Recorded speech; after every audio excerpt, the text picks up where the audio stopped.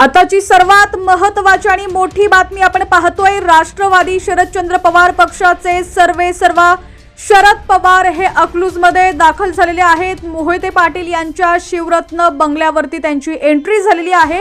या ठिकाणची दृश्य तुम्ही पाहताय। HPN मराठी न्यूज चॅनलच्या माध्यमातून राजकीय घडामोडी सर्वात आधी पाहण्यासाठी HPN मराठी न्यूज चॅनलला सबस्क्राइब करा आणि बेल आयकॉनवर क्लिक करून नोटिफिकेशन्स मिळवा, जेणेकरून आमचे अपडेट्स लवकरात लवकर तुमच्यापर्यंत पोहोचतील।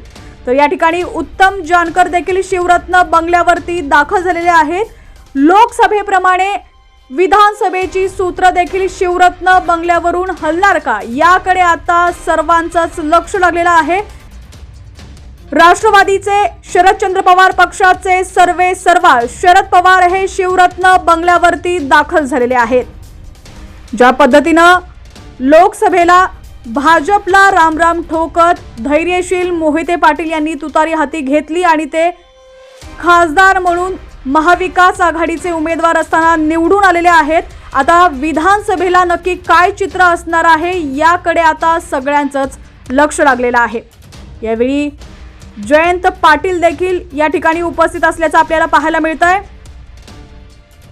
राजकीय घडामोडी पाहण्यासाठी HPN मराठी न्यूज चॅनलला सबस्क्राइब करा आणि बेल आयकॉनवर क्लिक करून नोटिफिकेशन्स मिळवा, जेणेकरून आमचे अपडेट्स लवकरात लवकर तुमच्यापर्यंत पोहोचतील।